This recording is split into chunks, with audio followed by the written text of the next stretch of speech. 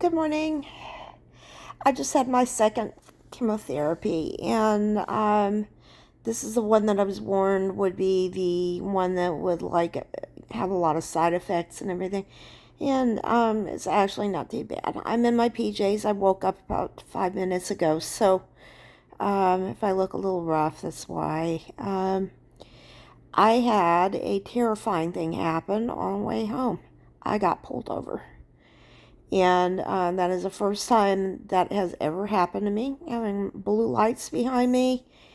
And it was nighttime. I'm not supposed to drive at night, but it was not after 8:30. It was about 7. It gets dark early. And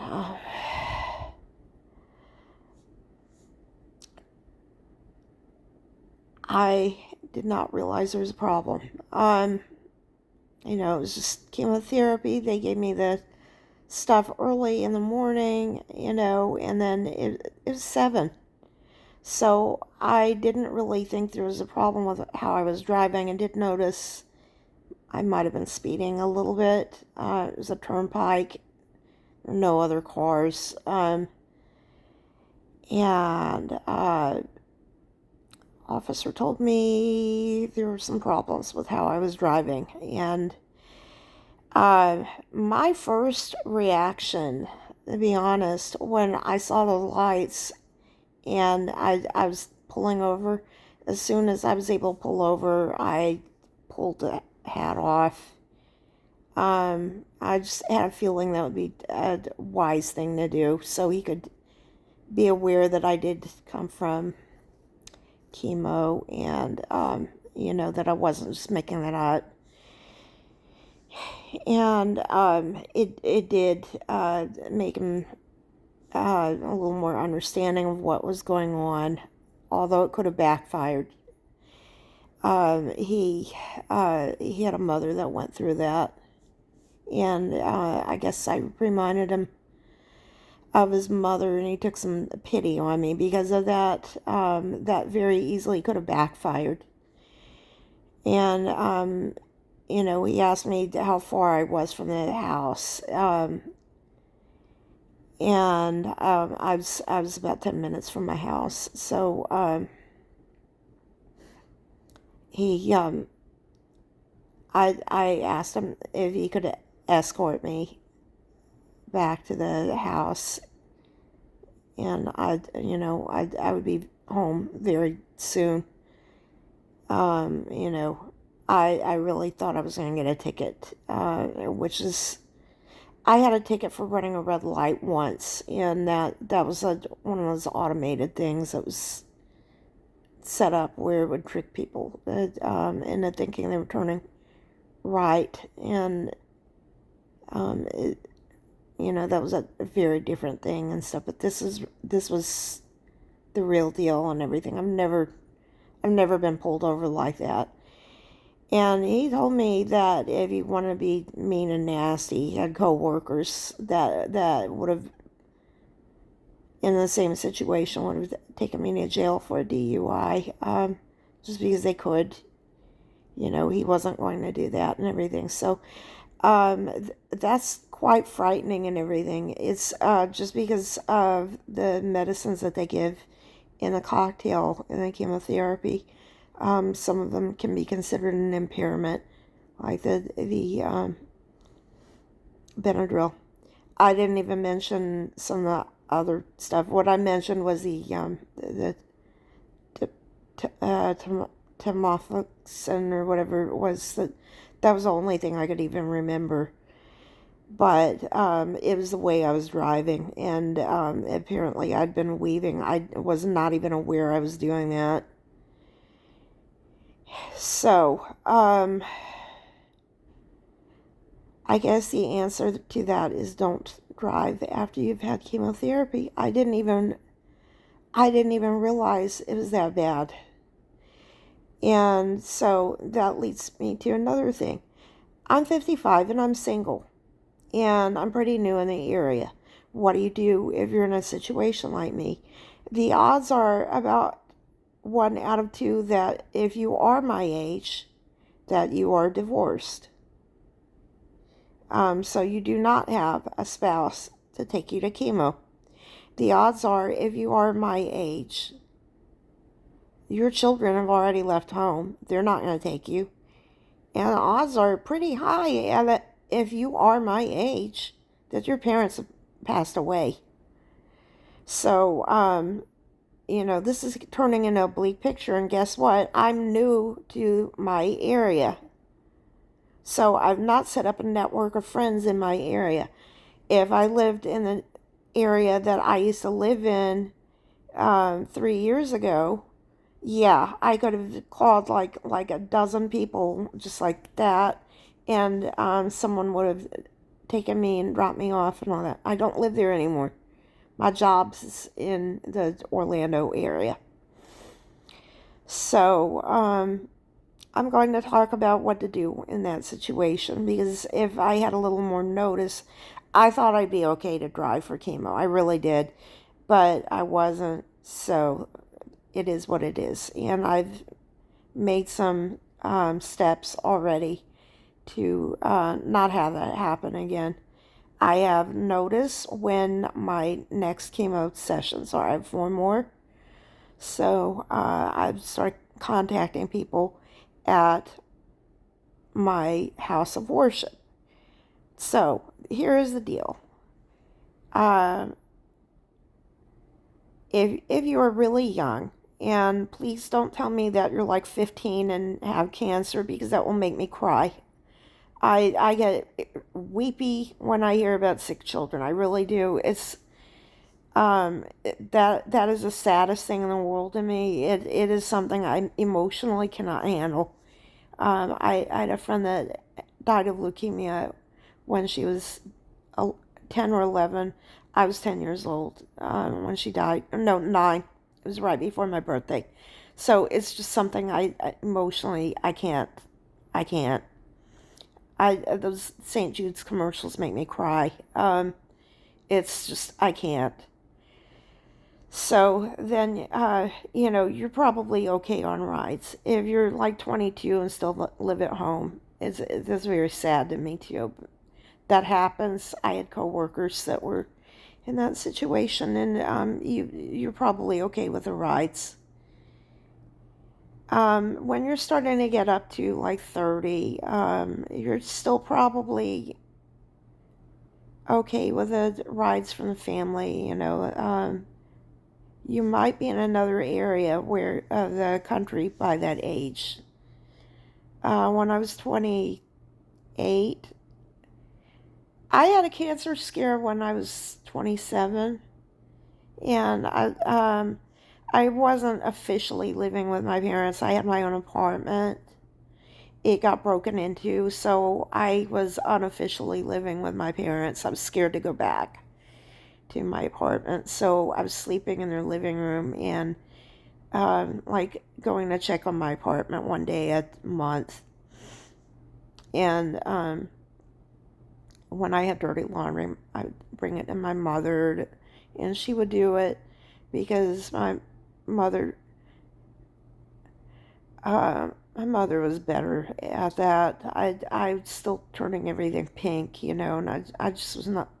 I didn't want to do it on a laundromat and everything, because I took a call actually that happened in Orlando that scared me about going to laundromats. I think a lot of that's protected by HIPAA, but if you're a young lady or a young person born female, do not use laundromats.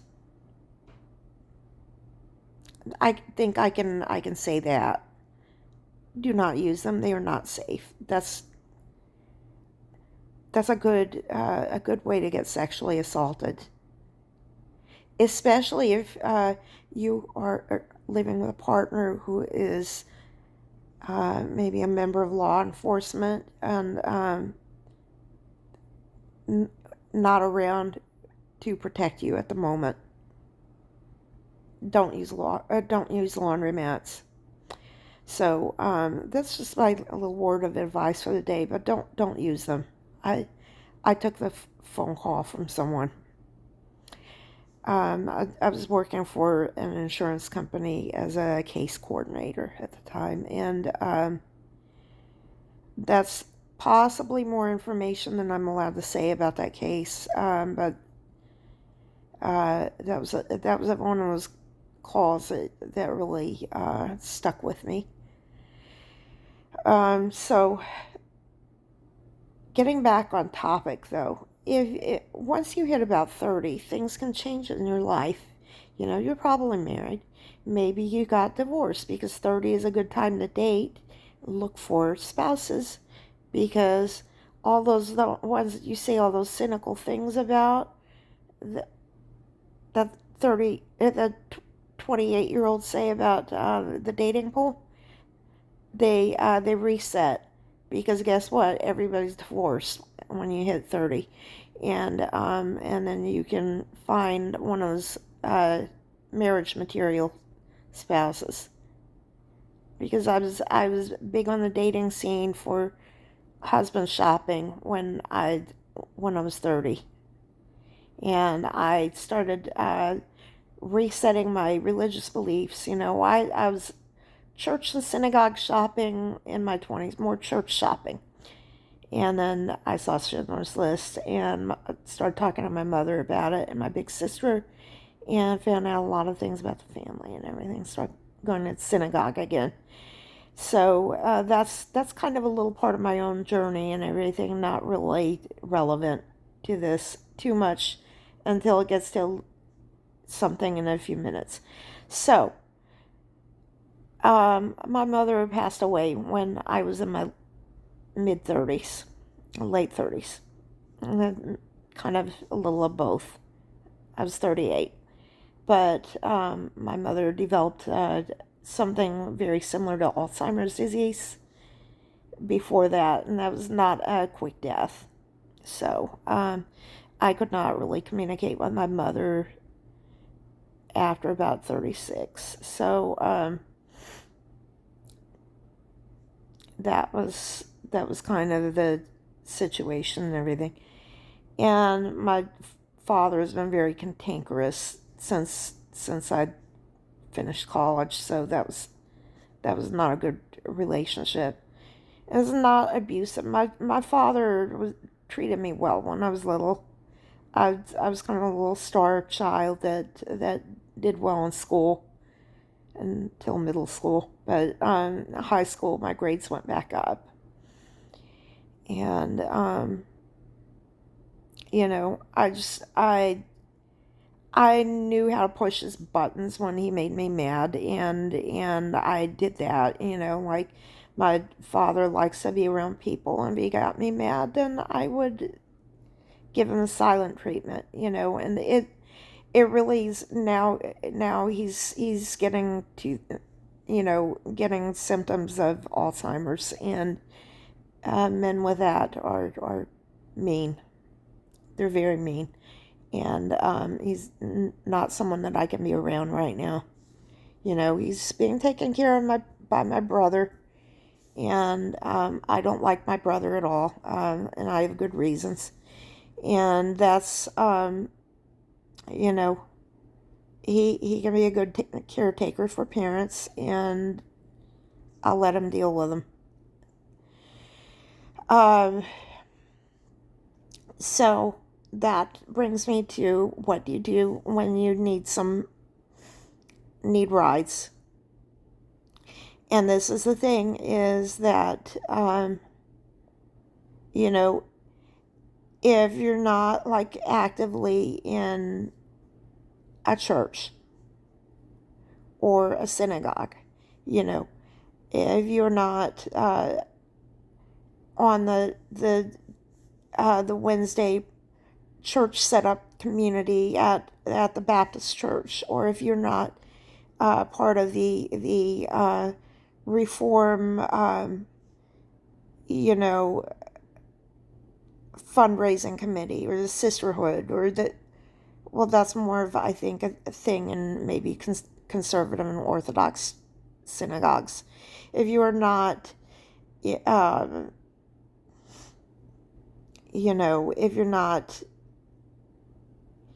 in the Presbyterian setup community, or one of the volunteer committees at the Catholic Church. You might not be so connected in that community. What if you don't believe in God? What do you do? So I'm going to tell you about a couple of organizations that are helpful. If you have any connection with the Jewish community and you're not affiliated with a synagogue or temple, there's an organization called Chabad. That is who I go to. Chabad will not judge you if you are neurodivergent. They will not judge you if you are a member of the LGBTQ plus IA, whatever the new letters are. They will not judge you. I met a lot of gay and lesbian and bisexual people that go to Chabad and are fully accepted in the Chabad community. I have a friend who is older, who has AIDS, not AIDS, HIV, and they have been extremely helpful in getting that individual medicine and transportation, and no judgment whatsoever. I lived in San Francisco for 6 years, and most of the people who went, there were couples, and they had kids even and everything, and there's no judgment over there. There was a lot of outreach to the Hispanic community when I was in San Francisco, because it's kind of known that Nuevo Leon had a lot of crypto-Jewish people who were forced to convert to Catholicism. So there's an effort to hire people that were in labor gangs for light jobs around the house, just to give them some kind of income, and with a lot of respect and everything, because the attitude was that they were Jewish and they did not know it. And so, they were treated like they were part of the community as well. And, of course, San Francisco is a sanctuary community, so that is part of the the aspect of living in a sanctuary community about that. As far as other faiths and everything, when I say if you have any tie with the Jewish community, Jews do not care what you believe in your heart. It's the fact that you have either a certificate that says that you converted to Judaism, or that you have a mother who was Jewish, or grandmother on your mother's side that was Jewish. That's your link. And if you are Buddhist, if you are an atheist, if you're agnostic, if you're exploring, there is an exception, and I think you know what the exception is. You cannot be part of a missionary group and come in there. They don't like that. But if you have some kind of a link like that, they're okay with you coming to them. Atheists are welcome. Because people have periods when they question. And I spoke with my rabbi when I was younger about that. I said, I don't know whether I believe in God or not. And he said that's okay, as long as you don't believe in He said it's okay to question your beliefs. It's your behavior that matters. Are you eating kosher? Are you following the mitzvot? Of like keeping the Sabbath and not starting fires on the Sabbath, and not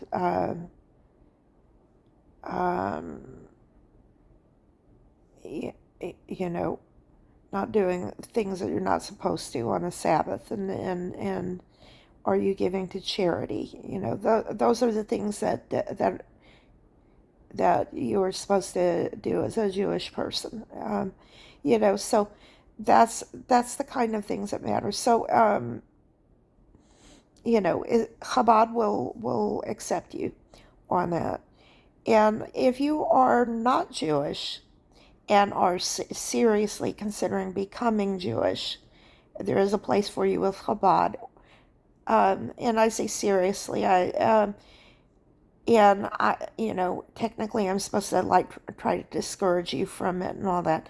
I'll leave that to the Chabad rabbi. They have a special program for that. And if you decide that you don't want to become Jewish, but you're still interested in it, they have this special program, and they meet on other days of the week, and they study the scripture and learn about the being a child of Noah. And that's something that they have to. You can call Chabad, and they can direct you to that, and they will help you with rides. But you need to give them a schedule in advance and stuff. They're helpful. So there's another resource in the community if you are an atheist, and it's called the Sunday Morning Assembly. And they do the same things that churches do. They are big on feeding the poor. That is their thing. They meet on Sunday mornings and sing show tunes, and it makes you feel good. I've not been to one of their services, but it's just a thing where you can come in and cheer up on a Sunday morning, and then they go out and feed poor people, and they give them haircuts, street people and things like that. So that's another option that is available, and you can Google and find out whether there is one in your community. So I can guarantee there's a Chabad house in your community, but there are a few guidelines available. Catholic charities, I don't know whether you need to be Catholic to ask for assistance from them.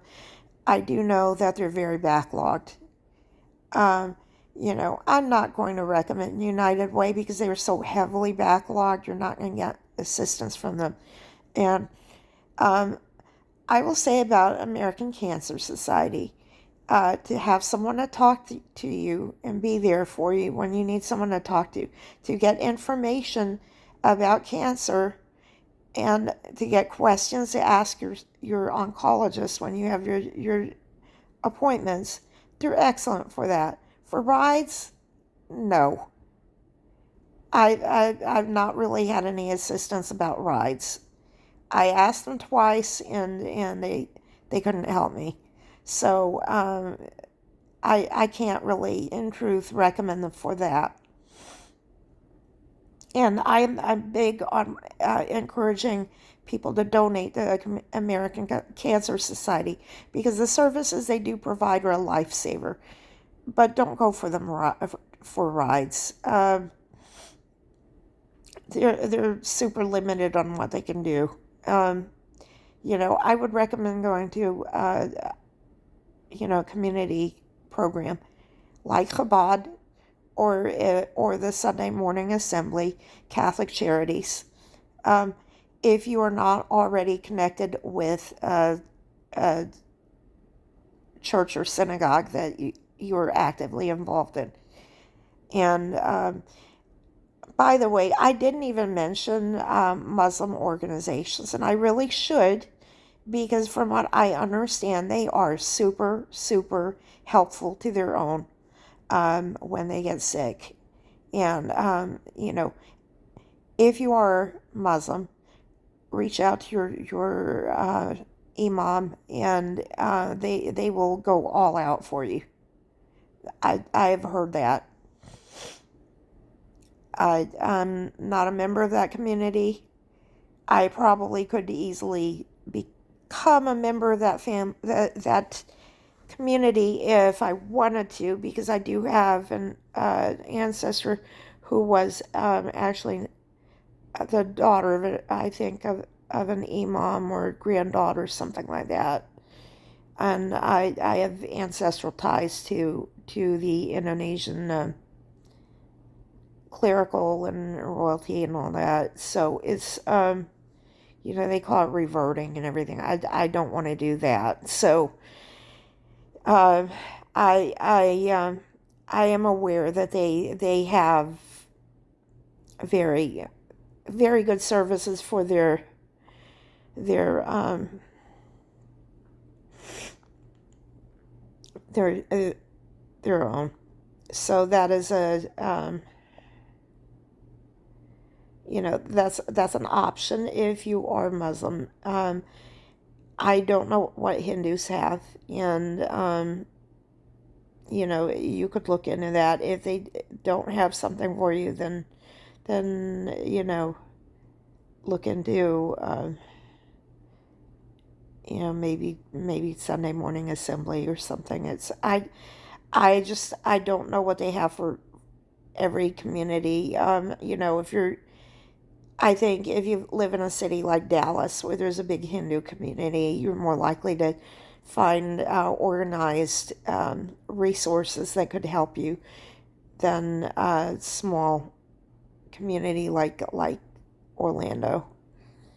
So but that is definitely, even if you're agnostic or LGBT or all those other letters and symbols and everything, you could find people that are willing to accept you and help you in those communities. So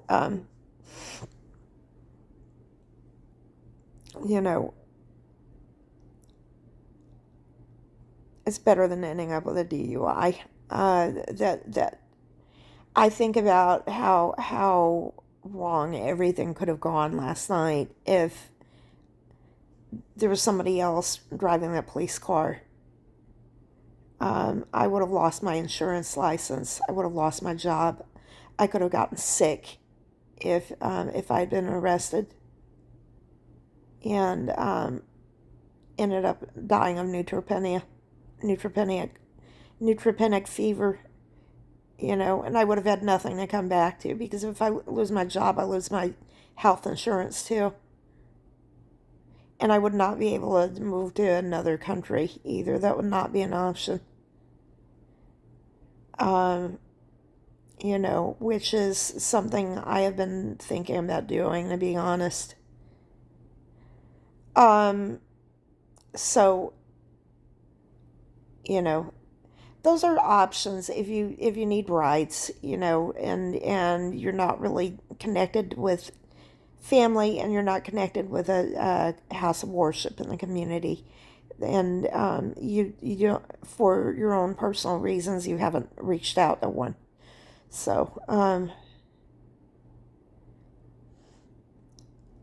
I personally would recommend Chabad or maybe Sunday morning assembly if you don't have a belief system, or you're kind of afraid to approach the one that you're connected with for the reasons I mentioned.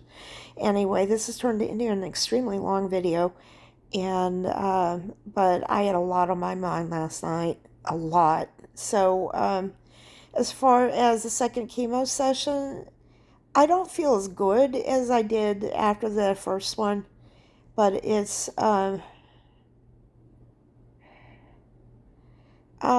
bad. I don't feel any worse than I did 2 days ago. So I hope you have a good day. Yeah, bye-bye.